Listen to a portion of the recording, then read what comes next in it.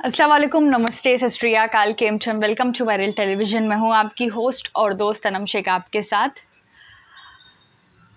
जब इतने पास song release हुआ था तब जो है फैंस बहुत ज़्यादा जो है इस सॉन्ग को लेकर अपने अपने डिफरेंट थॉट्स रखते हुए नज़र आ रहे थे। कोई कह रहा था कि इसके लिरिक्स अच्छे नहीं हैं, कोई कह रहा था कि इसके डायरेक्शन अच्छा नहीं है, कोई कह रहा था कि अरुणिता की आवाज़ अच्छी नहीं है, कोई कह रहा था कि म्यूज़िक अच्छा नहीं है। मतलब जब से ये गाना रिलीज़ हुआ था तब से जो है कहीं न कहीं ये बज़ में बना हुआ था और कुछ फैंस जो है इसे जानबूझकर जो है इसे स्ट्रीम नहीं कर रहे थे, ये कह कर के अरे ये तो हमारे आइडल का गाना नहीं है तो हम इसे क्यों स्ट्रीम करें। लेकिन मैंने ये बात हमेशा से कही कि उस गाने में पवनदीप का म्यूज़िक है एंड अरुणिता की आवाज़ है। तो कहीं न कहीं अगर पवनदीप फैंस जो है इस गाने को स्ट्रीम नहीं करेंगे तो इनडायरेक्टली आप जो है पवनदीप को सपोर्ट नहीं कर रहे हो। बिकॉज़ अगर आपके आइडल का नाम उस गाने में है और वो शुरुआत से ही उनको म्यूज़िक कंपोज़ करना बहुत पसंद था, तो अगर उनका इस गाने में एक म्यूज़िक का बहुत बड़ा योगदान होता है, कोई भी गाने में, अगर इस गाने में उन्होंने म्यूज़िक दिया है तो दैट मीन्स कि ये पवनदीप का भी गाना हुआ। सो अगर आप ये सोच कर स्ट्रीम नहीं करोगे कि अरे हमारे आइडल की आवाज़ नहीं है, तो वो फ़ेयर नहीं होगा। लेकिन ख़ैर मैंने हमेशा से कहा है कि फैंस जो होते हैं वो भले ही थोड़ा समय लेते हैं। वो कहते हैं ना कि अगर आपको सपोर्ट करने के लिए थोड़े कम लोग हो, लेकिन यहाँ पे जो है आपको सपोर्ट करने के लिए बहुत ज़्यादा समय लग जाता है, क्योंकि अगर लोग कम हैं तो ऑब्वियसली फिर उनको ज़्यादा से ज़्यादा गाना स्ट्रीम करने के लिए ज़्यादा समय लग जाता है। तो यहीं पर ही जो है ये बात हमने देखी है कि किस तरीके से अरुणिता फैंस जो है वो दिन रात इसे स्ट्रीम कर रहे थे और अरिजीत फैंस भी इसे दिन रात स्ट्रीम कर रहे थे कि कैसे भी जो है इस गाने को ऑलमोस्ट 1 मिलियन तक तो पहुंचाना ही पहुंचाना है।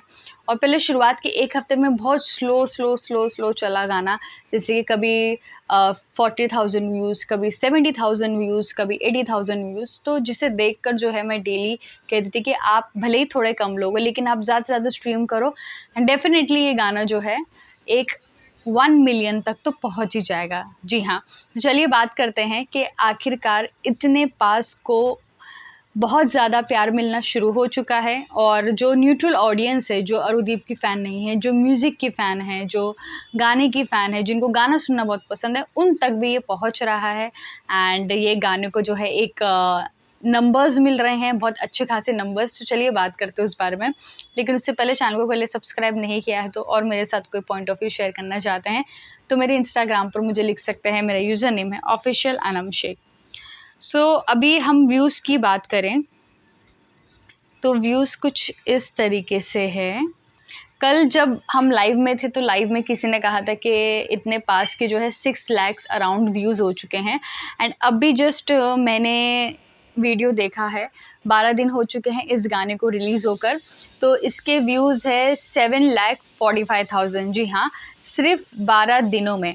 और यहाँ पर अगर आप देखेंगे तिरंगा जो गाना है जो 2 महीने पहले रिलीज़ हुआ था, पवनदीप राजन का सॉन्ग, वो अब जाकर जो है उसको 1 मिलियन व्यूज़ हैं। अगर मैं एक्चुअल यहाँ पे सिर्फ 1 मिलियन दिखा रहा है, समथिंग समथिंग नहीं दिखा रहा है 1000, बट यहाँ पे 1 मिलियन 2 महीने में उनके 1 मिलियन हुए हैं। लेकिन यहाँ पर अरुणिता के 12 दिनों में ही 7,45,000 हो चुके हैं और मुझे लगता है कि और 3 दिन में यानी कि 15 दिन में जो है अरुणिता का जो सॉन्ग है इतने पास वो 1 मिलियन व्यूज़ क्रॉस कर लेगा आराम से।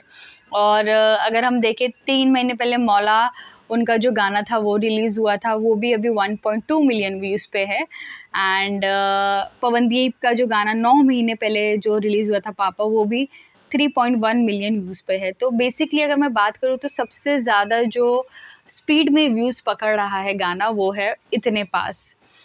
जी हाँ, इतने पास जो है कम समय में 1 मिलियन व्यूज़ क्रॉस कर लेगा आराम से और 2 से 3 दिनों में, ये मैं देखकर जिस तरीके से व्यूज़ आ रहे हैं बता सकती हूँ। तो ऐसे में मुझे लगता है कि कहीं न कहीं इतने पास, मैंने हमेशा से कहा है कि इतने पास के जो लिरिक्स है, जो म्यूज़िक है, जो अम जिस तरीके से स्टोरी बताई गई है वो बहुत ज़्यादा अच्छी है और मुझे इसमें ऐसा कुछ भी नहीं लगता है कि गाने में कि अरे इसमें ये कमी थी, वो कमी थी। मेरे हिसाब से अगर आप देखेंगे तो कंपैरेटिवली जितने भी पुराने गाने रिलीज़ हुए हैं, जैसे कि अरुणिता का ये जो गाना था मौला, अगर मैं आपको बता दूँ तो वो मुझे बिल्कुल भी पसंद नहीं आए थे अरुणिता की आवाज़ के अलावा।